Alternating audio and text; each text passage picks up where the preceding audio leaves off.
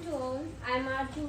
I am represent my seminar topic Digital Marketing Strategy for Small Business and thankful to my mentor Engineer Manmohan Singla sir. So let's start.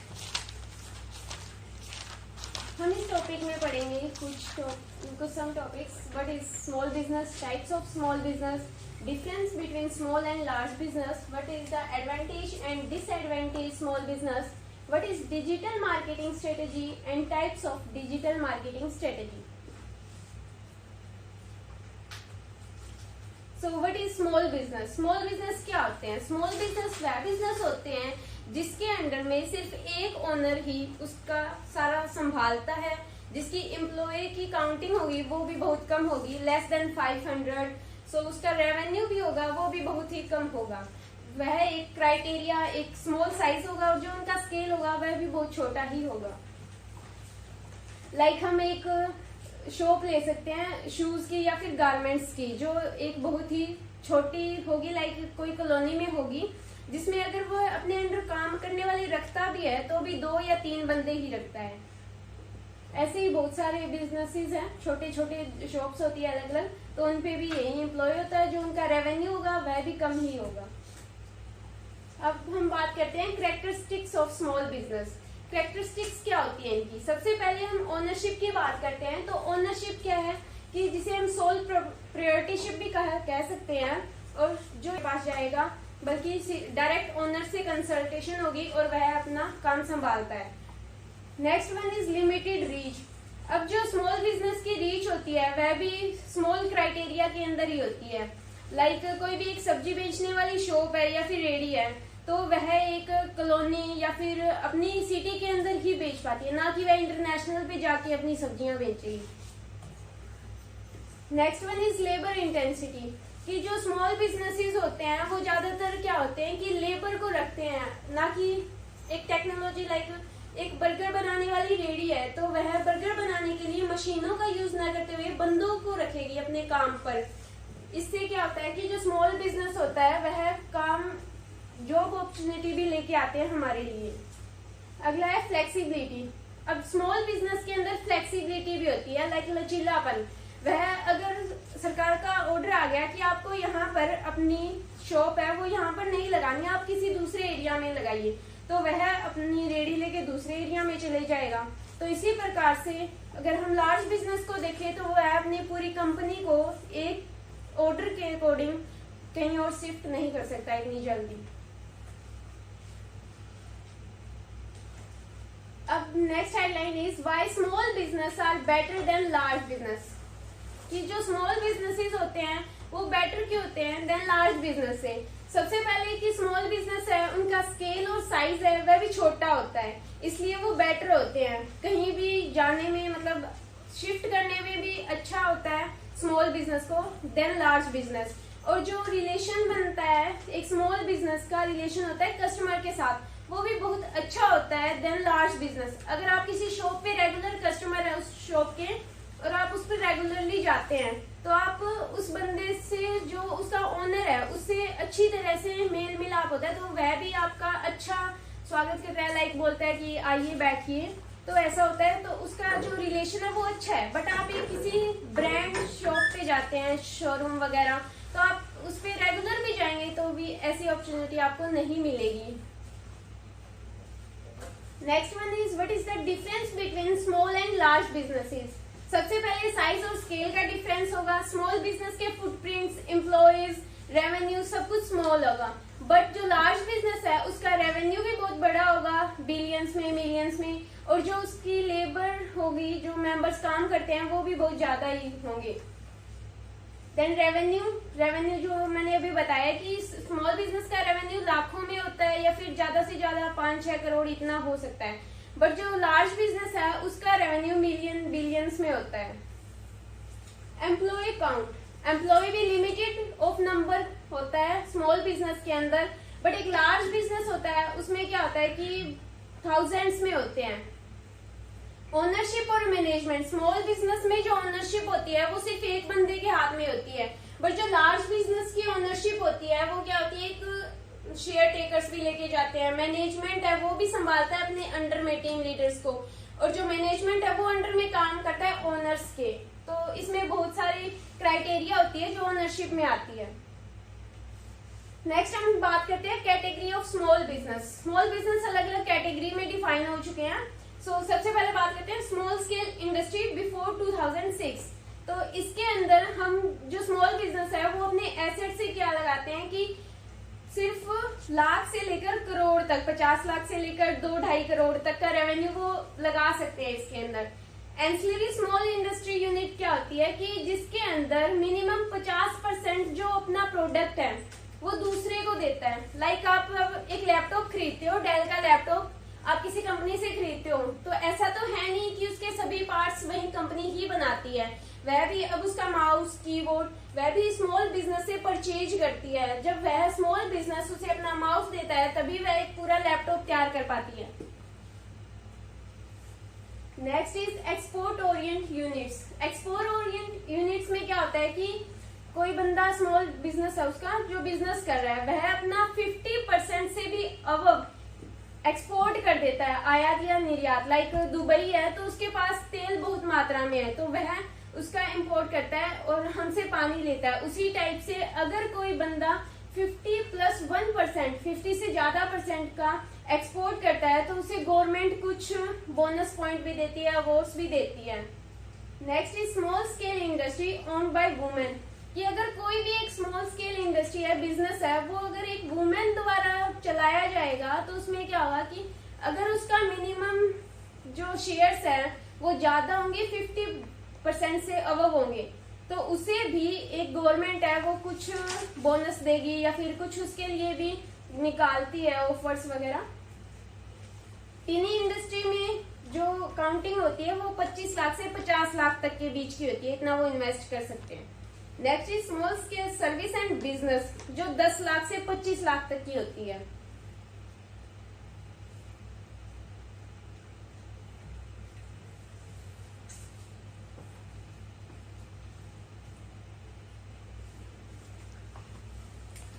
इसमें कुछ points ऐसे होते हैं जो हमारे digital marketer में नहीं आते, मतलब डिजिटल मार्केटिंग में नहीं आते। ये पॉइंट्स जब आप अपना खुद का बिजनेस बिल्ड करेंगे तो एक चार्टर्ड अकाउंटेंट द्वारा मिलकर ही आपको पता चलेगा उसमें क्या होता है। मैं इसका ओवरव्यू दे रही हूँ आप सब लोगों को, इतना डीपली नहीं बता रही बिकॉज ये एक चार्टर्ड अकाउंटेंट के अंडर में आता है। सोल प्रोप्राइटरशिप में क्या होता है कि इसके अंदर एक ओनर, इंडिविजुअल ओनर होता है जो कि एक बिजनेस को संभालता है, सिर्फ एक सिंगल ओनर ही होगा।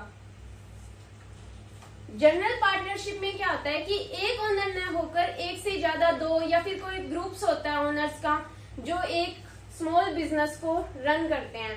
तो जो प्रॉफिट होगा, रिस्पॉन्सिबिलिटी होगी, घाटा होगा, जो भी होगा, तो वो दोनों ही बंदों में इक्वली पार्टनर होगा, डिवाइडेड होगा। Next is limited partnership. Limited partnership भी हमें दो टाइप्स देता है, एक जनरल एक लिमिटेड। जनरल और लिमिटेड में डिफरेंस क्या होता है, एक एग्जांपल से हम समझेंगे कि कोई ओनर है उसको घाटा हुआ है 1 करोड़ रुपए का कोई भी बिजनेस से, तो वह जनरल पार्टनर से उसे 60 लाख रुपए परचेज करेगा, बट लिमिटेड से 40 लाख तक करेगा। अब लिमिटेड से 40 लाख ही क्यों करता है, क्योंकि उस पार्टनर ने यह कह रखा है भाई कितना भी घाटा हो मुनाफा हो मैं अपने में से इतना ही दूंगा। उसने लिमिट लगा रखी है कि इससे ज्यादा मैं नहीं दूंगा। पर जनरल वाला है वह खुद की प्रॉपर्टी बेच के भी उसे उस घाटे को पूरा करना पड़ता है। Next is limited liability company LLC जो कि एक बिजनेस का स्ट्रक्चर है। इसे भी 2 कीवर्ड्स में डिफाइन किया गया है। First is ownership and second is limited. तो ओनरशिप है वो अंडर में आता है, जैसे हमने पिछला पढ़ा था लिमिटेड और जनरल। तो ओनरशिप का काम क्या होता है कि वह एक जनरल की तरह काम करता है कि सारा प्रॉफिट लॉस होगा वो उसे भरना पड़ेगा। पर लिमिटेड वाले के अंडर में क्या आता है कि लिमिटेड ही प्रॉफिट और डिबेट्स वगैरह आते हैं। C corporation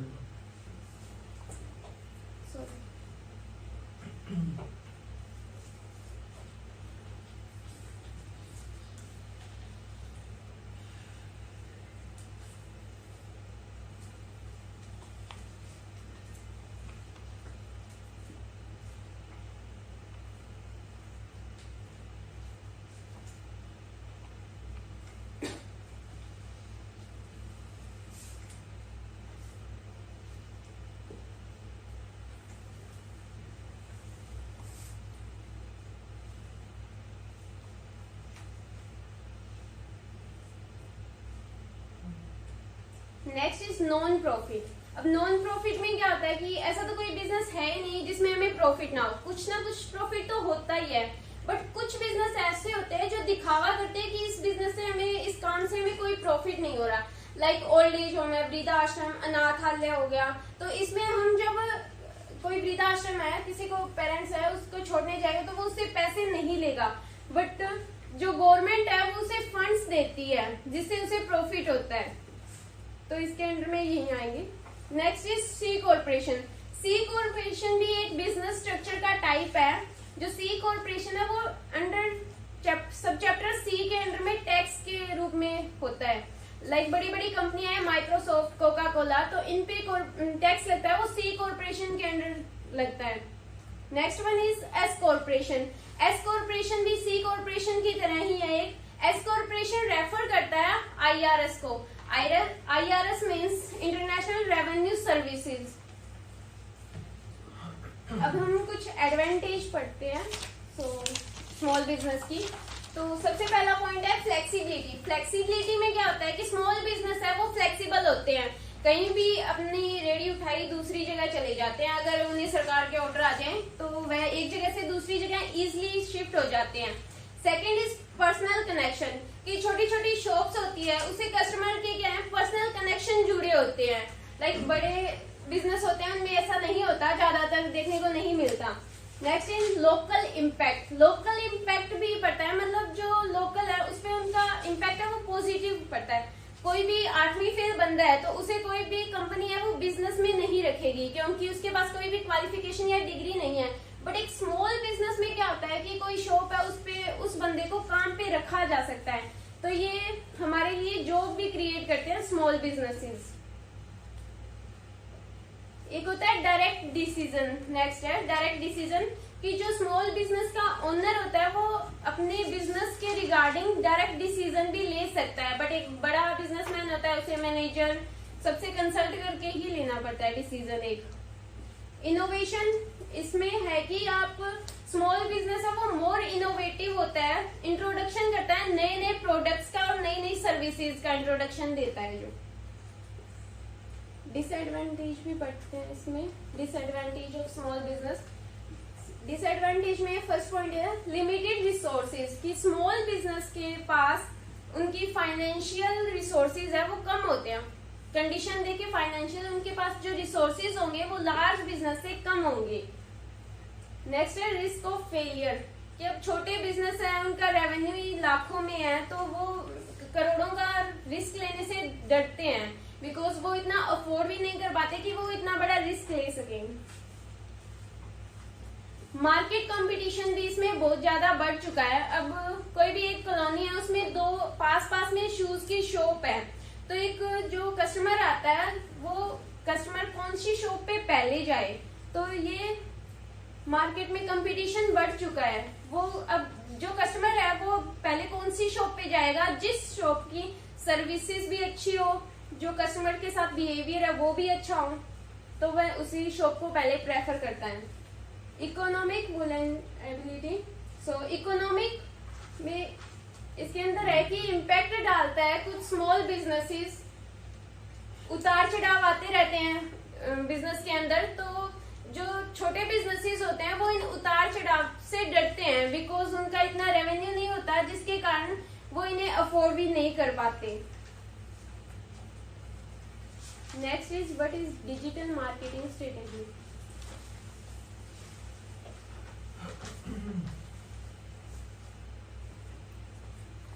digital marketing strategy क्या होती है?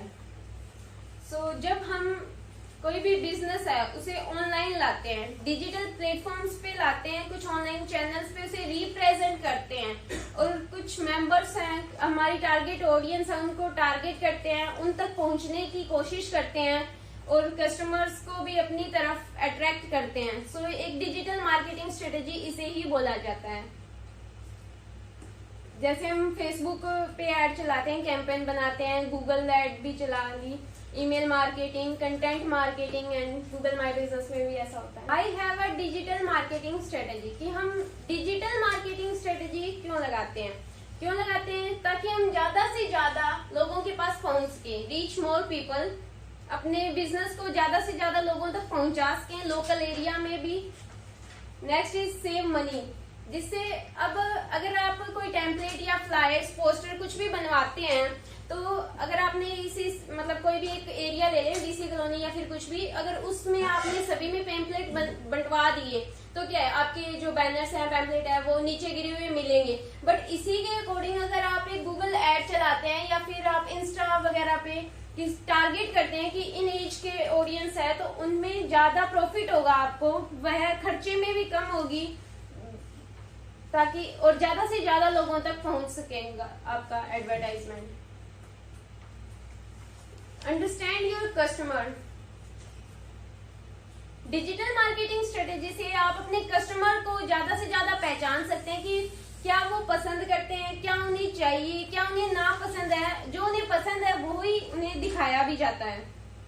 इससे आप अपने बिजनेस को भी ग्रो कर सकते हैं डिजिटल चैनल्स पे आके, लाइक पिनिंटरेस्ट हो गया, इंस्टा, फेसबुक, टम्बलर, इन सभी से अगर वो आपकी एड्स को रेगुलरली देखेंगे तो उनका भी मन होगा कि कुछ तो होगा, तो वह उनके लैंडिंग पेज पे भी आते हैं वेबसाइट के। See what works. अब यह भी देखते हैं कि लाइक आपने एक फेसबुक ऐड चलाई है, एक गूगल ऐड चलाई है, तो वह किसमें आपको ज्यादा अच्छा मिल रहा है रिस्पॉन्स, तो आप उसी को ज्यादा बेस्ट करेंगे। और सेकेंडली जिसमें आपको लॉस हो रहा है उसको भी आप सुधारने की कोशिश करेंगे इसके अकॉर्डिंग। अब कुछ स्टेप्स हैं जिसके हम क्रिएट करते हैं डिजिटल मार्केटिंग स्ट्रेटेजी को। सो फर्स्ट इज स्वॉट एनालिसिस, कि हम कोई भी बिजनेस को जब स्ट्रेटेजी बनाते हैं उसकी, तो कुछ बातें ध्यान में रखते हैं। फर्स्टली उसकी स्ट्रेंथ को, वीकनेस को, अपॉर्चुनिटी को, थ्रेट्स को, इन सभी को ध्यान में रखते हुए हम अपनी स्ट्रेटेजी बनाते हैं, एक प्लान बनाते हैं। Next is smart business goals. इसके अंदर भी हम कुछ स्पेसिफिक चीजें ध्यान में रखते हैं, स्पेसिफिक, मेजरेबल भी हो, अटेंडेबल भी हो, रेलेवेंट भी हो, एंड देन टाइमली। इन सब चीजों को ध्यान में रखते हैं हम उस बिजनेस के लिए एक प्लान करते हैं। मार्केट में भी सेगमेंट बनाया जाता है, मार्केट सेगमेंटेशन के अकॉर्डिंग कि इस सेगमेंट के अंदर में इतना एरिया आएगा, इसको यह चाहिए, या फिर उसकी वांट्स के अकॉर्डिंग जो भी होता है वो बताया जाता है। बायर्स पर्सोना क्या देखता है कि किस बंदे को क्या पसंद है, उसको वही दिखाया जाता है। जो हम गूगल पे सर्च ज्यादा करते हैं वही हमें इंस्टा, फेसबुक वगैरह पे दिखाया जाता है ज्यादातर। हमारी रिक्वायरमेंट्स क्या है, सब कुछ। सो लास्ट है बजट कंस्ट्रक्शन। बजट को ध्यान में रखते हुए हम कोई डिजिटल मार्केट स्ट्रेटेजी प्लान करते हैं। अगर आप किसी क्लाइंट से बात करते हैं, अगर उसके बिजनेस को अगर आप ऑनलाइन लाना चाहते हैं, तो सबसे पहले आप उसका बजट देखोगे। अगर उसका बजट 25 लाख तक का है, आपने ऐड चला दी 50 लाख की, तो लॉस आपको ही है। तो सबसे पहले उसका बजट देखा जाता है। Digital marketing strategy and digital marketing tactics, इनमें डिफरेंस क्या होता है? डिजिटल मार्केटिंग स्ट्रेटेजी एक प्रोसेस होती है जिसमें क्या होता है कि कंपनी के गोल्स को डिफाइन किया जाता है, और हम कैंपेन को डिफाइन करते हैं कि इस एरिया में चलेगा, या फिर हम पूरी प्लानिंग करते हैं इस एरिया में चलेगा, इस एज में दिखाया जाएगा, इस जेंडर में दिखाया जाएगा। और टैक्टिक्स क्या होता है कि अब हमने प्लान तो कर लिया है बट उसे अप्लाई भी तो करना है। टैक्टिक्स अप्लाई करने की स्ट्रक्चर होता है, अप्लाई करते हैं, उसको टैक्टिक्स बोला जाता है। First is search engine optimisation. अगर आपकी कोई वेबसाइट है, फर्स्टली उसे क्या होगा कि आप अपनी वेबसाइट को गूगल पर देखना चाहते हैं, उसके लिए आपको उसको ऑप्टिमाइजेशन की जरूरत होती है। उसमें आप ऐसे कीवर्ड्स डालेंगे जिसकी वजह से आप गूगल के फर्स्ट पेज पे, फर्स्ट रैंक पे आ सके। और वो कीवर्ड्स कौन से होंगे जिसे यूजर्स ज्यादा से ज्यादा सर्च करते हैं। अब हम एसईओ का यूज तो करते हैं इसलिए ताकि हम फर्स्ट पेज पे आ जाएं। अब उसका यूज क्यों किया जाता है? डिजिटल मार्केटिंग स्ट्रेटेजी जब आई थी तो एसईओ की रिक्वायरमेंट थी। अगर आप अपने वेबसाइट बना ली, अगर आप उसका एसईओ ही नहीं करोगे तो आप लोगों तक कैसे पहुंच पाओगे? इसलिए हम एसईओ की हमें जरूरत होती है। नेक्स्ट इज पे पर क्लिक। पे पर क्लिक एक बिड होती है कीवर्ड्स की जिसमें आपकी एड को शो किया जाता है। अगर आपकी वेबसाइट पर ऑर्गेनिक ट्रैफिक नहीं आ रहा तो आप पेड ट्रैफिक भी ला सकते हैं उसके अंदर। कुछ ऐसे स्मॉल बिजनेस होते हैं जो अपनी वेबसाइट रन करवाते हैं बट उन पर ऑर्गेनिक ट्रैफिक नहीं आ पाता, तो इसलिए वो पेड ट्रैफिक भी लाते हैं। पेड ट्रैफिक के अंदर कॉल टू एक्शन भी देखने को मिलता है हमें, लैंडिंग पेज पे भी आप उसके डायरेक्ट पहुंच सकते हो। अब हम बात करते हैं कि हम पे पर क्लिक का यूज क्यों करते हैं, ताकि हम अपने बिजनेस को बूस्ट कर सकें। ये बहुत ही यूजफुल ऑनलाइन मार्केटिंग स्ट्रेटेजी है। प्रॉपरली वेबसाइट है, अगर वेबसाइट को सर्च इंजन पर लाना है, ज्यादा से ज्यादा लोगों को दिखाना है, तो हमें पेड ट्रैफिक भी लाना पड़ता है।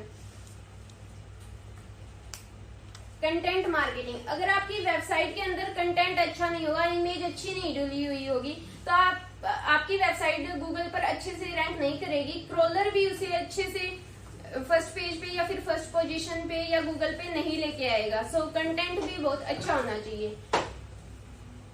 क्यों होना चाहिए? ताकि जो ट्रस्ट है बिल्ड कर सकें आप, ऑडियंस एंगेजमेंट कर सकें, इंक्रीज कर सकें अपने ब्रांड की अवेयरनेस को, एजुकेट कर सकें अपने ऑडियंस को, और कॉस्ट इफेक्टिव मार्केटिंग स्ट्रेटेजी भी होती है। सोशल मीडिया मार्केटिंग हम क्यों करते हैं? सोशल मीडिया मार्केटिंग फोकस होता है एक बिल्डिंग ब्रांड अवेयरनेस का, जो इंक्रीज करती है कन्वर्सेशन को। एक सोशल मीडिया मार्केटिंग है वो हम डिफरेंट टाइप से कर सकते हैं। Social media marketing Facebook, Twitter, Pinterest, LinkedIn जैसे कई प्लेटफॉर्म्स होते हैं जिन पर हम करते क्यों हैं? ताकि मार्केटिंग और हम अपनी बिजनेस का प्रमोशन कर सकें। कंटेंट शेयरिंग एंड डिस्ट्रीब्यूशन के लिए हम अपने ब्लॉग पोस्ट करेंगे, वीडियोस करेंगे, तो जिससे ज्यादा से ज्यादा लोग देखेंगे तो वो हमारे बिजनेस के बारे में ज्यादा से ज्यादा जानकारी मिलेगी उन्हें। वीडियो मार्केटिंग में क्या होता है कि इससे रेवेन्यू ग्रो होता है। लाइक कंटेंट मार्केटिंग और ईमेल मार्केटिंग है जिससे फोकस बनता है। तो उसी प्रकार कंटेंट अगर है और उसमें इमेज या फिर वीडियो नहीं है, तो वो कंटेंट भी, कुछ ऐसे लोग भी होते हैं जो कंटेंट अकेला पढ़ते ही नहीं, उनमें कुछ वीडियो भी डाले जिससे वो इंटरेस्टेड बन सके। और डालते क्यों हैं? ताकि हम ट्रस्ट कर सकें। लाइक कोई भी आप ऑनलाइन ऑर्डर करते हो, तो अगर आप जो पैकिंग खोलते टाइम अगर उसकी वीडियो बनाते हो और उसमें क्या है वो एक्चुअली में दिखाते हो, तो इससे क्या होता है कि पीपल्स का ट्रस्ट आपके बिजनेस के अकॉर्डिंग ज्यादा होता है, आपका बिजनेस इससे पॉपुलर भी होता है और कस्टमर्स का आपके रिगार्डिंग ट्रस्ट भी ज्यादा से ज्यादा बढ़ता है। Personal touch help build trust and connection with the audience, foresting a sense of authority. Email marketing भी एक डिजिटल मार्केटिंग स्ट्रेटेजी है जिससे हम कुछ पीपल्स को टारगेट करते हैं और उनके पास मैसेजेस सेंड करते हैं हमारे ब्रांड प्रमोट करने के लिए, हमारी ब्रांड अवेयरनेस को, retain excited customers and drive sales. क्यों करते हैं हम ऐसा? डायरेक्ट कम्युनिकेशन होती है ईमेल मार्केटिंग के थ्रू, ग्लोबल में रीच होती है, हम इससे ज्यादा से ज्यादा लोगों तक पहुंच पाते हैं। How to build a digital marketing strategy. अब हम अपनी डिजिटल मार्केटिंग स्ट्रेटेजी है वो कैसे बिल्ड कर सकते हैं? सबसे पहले क्या होता है कि हमें अपने गोल्स को डिफाइन करना होता है कि हमें करना क्या है, कितनी लीड्स लेके आनी है, कहाँ पर अपने ब्रांड की अवेयरनेस लेके आनी है। फिर हम क्रिएट करते हैं कंटेंट, जो भी हमें अपनी वेबसाइट में लिखना है, किन किन पीपल्स को, ऑडियंस को टारगेट करना है, उन सभी को ब्लॉग्स, वेबसाइट्स और सोशल मीडिया चैनल्स में कंटेंट लिखते हैं। अच्छा, हमारे टारगेट ऑडियंस को भी डिफाइन किया जाता है। लुक एट योर, जो हमारे करंट कस्टमर है उनको भी टारगेट किया जाएगा और जिन कस्टमर्स को हमसे प्रॉब्लम है तो उनका सॉल्यूशन भी दिया जाता है। सोशल मीडिया मार्केटिंग का भी हम यूज ज्यादा से ज्यादा करते हैं हमारे ब्रांड अवेयरनेस के लिए। अब बात करते हैं हम गूगल माई बिजनेस, जो कि स्मॉल बिजनेस के लिए एक ऐसा प्लेटफॉर्म है जिसके अंदर स्मॉल बिजनेस ग्रो कर सकते हैं।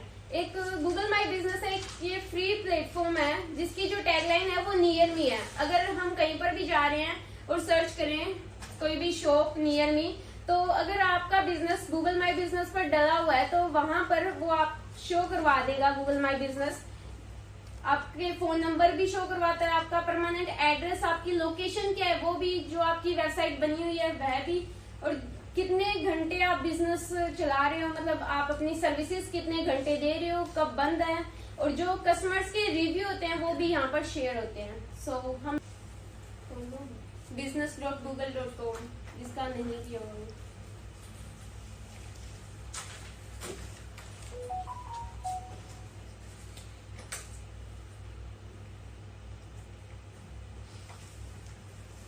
इसका लास्ट ओवरव्यू इस टाइप से दिखेगा जब वेरीफाई हो जाएगा।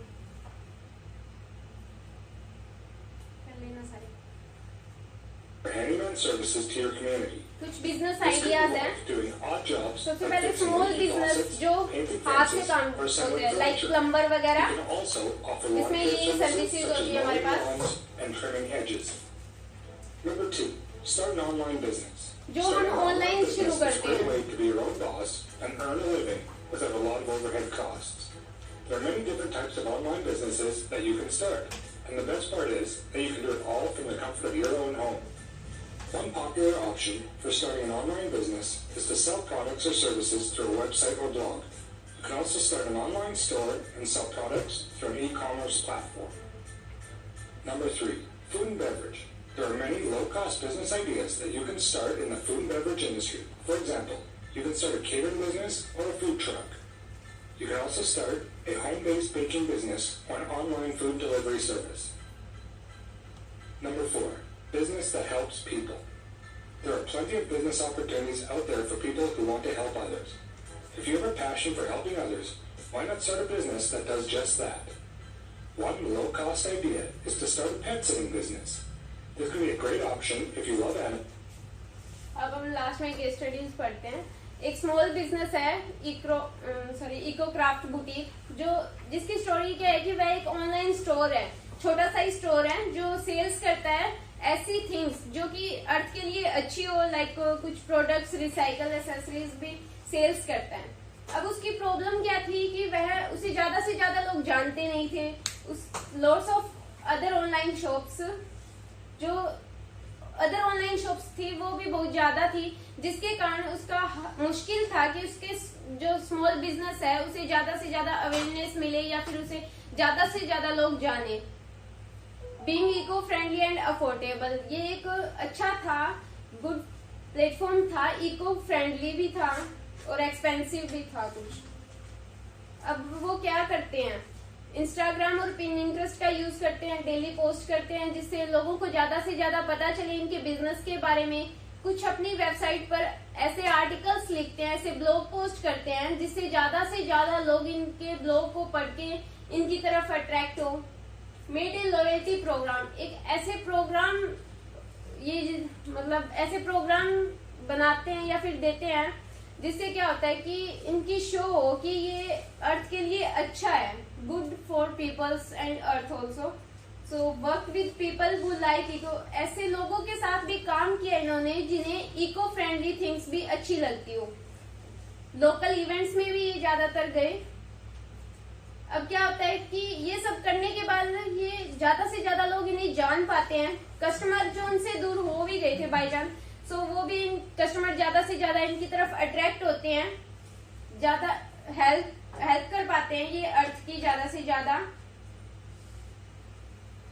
सो लास्ट में अपना एक थॉट रखना चाहूंगी मैं, जो थॉमस वॉटसन सर द्वारा दिया गया, जो एक अमेरिकन बिजनेसमैन भी थे, प्रेसिडेंट भी और चेयरमैन थे IBM के। To be successful, you have to have your heart in your business and business in your heart. So, thank you.